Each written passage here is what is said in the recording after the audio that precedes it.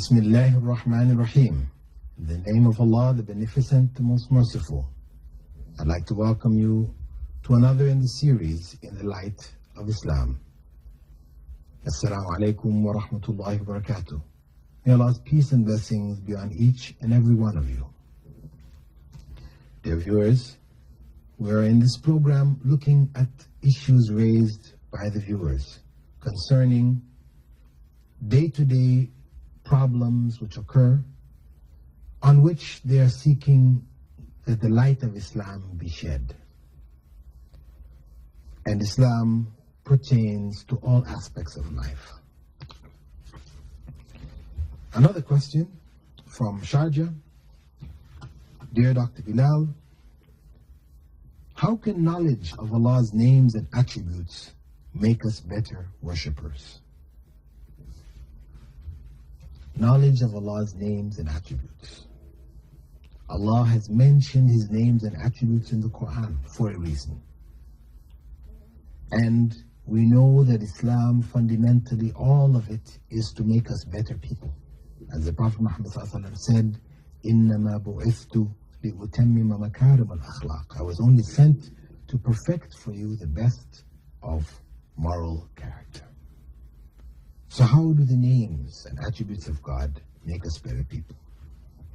Prophet Muhammad told us, he said, whoever is not merciful to people, Allah will not show mercy to them. So we know Allah is the most merciful. This is the attribute. It's also His name. The most merciful. Ar-Rahman. Ar-Rahim.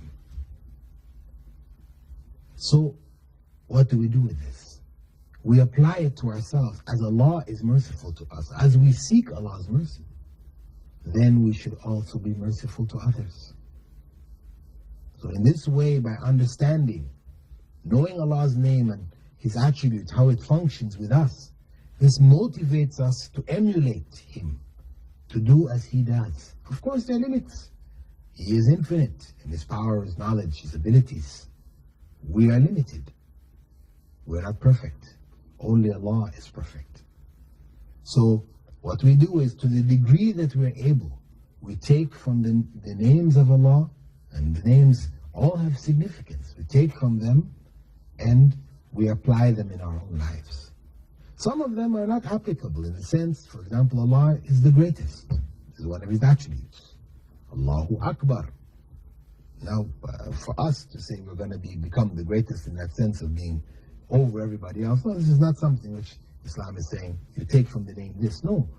In this name and attribute, knowing that Allah is the greatest, this name and attribute reminds us not to allow the things of this world to become so great in our eyes that we will disobey God to achieve them. No, Allah is the greatest. So we should never allow the things of this life to envelop us, to become our goal. Our goal should be worshipping God. Similarly, we take all the names. Either the names have attributes which we are encouraged to follow, or they represent information about God which helps us to focus on God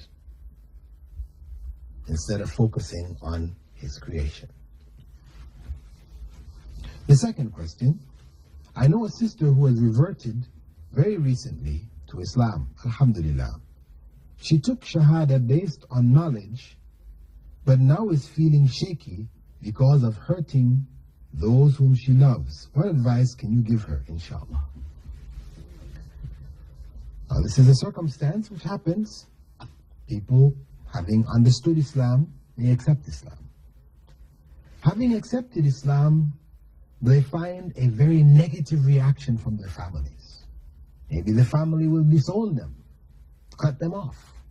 Parents will be very hurt. They may be crying and, very upset, and family members are, so it creates such a confusion and so on. So the person questions, is it worth it?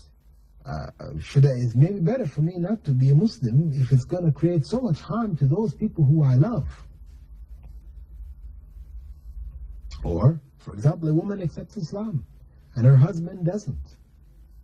Now, Islam does not allow her to remain in a marital situation with that man unless he accepts Islam. She has to stop immediately having sexual relations with him until he accepts Islam. Of course, this may cause the man to react negatively, and and it creates a bad feelings in the home and all these other things. So, woman questions, or a man may even question under the circumstance. Is it better to keep harmony in society, in family, etc., than to accept Islam? No, my dear sister or brother, if the whole world is displeased with your trying to please God, you have succeeded. But if the whole world is pleased and you have displeased God, you have failed. On the day of judgment, God is not going to ask you about your family, how they reacted, why you did this, and so on, relative to your family. He's going to ask you about whether you knew the truth and accepted it or not. So your first responsibility is to save yourself. Save yourself from the hellfire. Having firmed yourself on this path, then you try to help the rest of your family. Initially, their reaction may be very negative. It's what you have to realize, that they may dislike what you have done initially. But it doesn't mean that that's how it will be for the rest of your life. After you get married, you have children, you may find their reactions change. Children can bring the families back together again. Or as you continue in your practice of Islam, they realize this is not just a fad. It's not just, a game, some, modern thing that you're into. That your intention is not to displease them and to hurt them, their feelings, etc. But you have found what you believe to be the truth and you're trying to live accordingly. And they see how it changes your life, how you become so much of a better person, etc., etc. Then their feelings can change. So we shouldn't assume that because they're displeased with us at the moment, that it means the rest of our lives will always remain that way. And we have ruined our lives. No, we have not ruined our lives. We have saved ourselves. We have made our lives better. So my advice to you, dear sister, would be to be patient. This is a part of the test of this life. As Allah told us that He will test us with our families, with our children, with our wealth, with our husbands and our wives. He will test us with them. This is part of that test.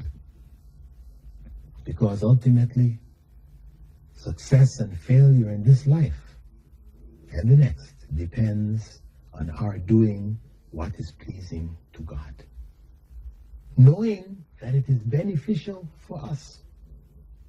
That it is not arbitrary. We're just doing it as a ritual. We're doing it because we believe that God knows what is best for us. And if He has commanded us to do this, then this is what we should be doing. With that, dear viewers, I'd like to thank you for being with us in this segment of the program, hoping that you will write into us and share your views, your comments, your questions to me, Dr. Bilal Phillips, in the Light of Islam, Sharjah TV, PO Box 111. Or you may call, I'd like to hear from you, in Dubai at the Islamic Information Center at 358-190. And with that, I bid you all farewell. Wassalamu alaikum wa rahmatullahi wa barakatuh.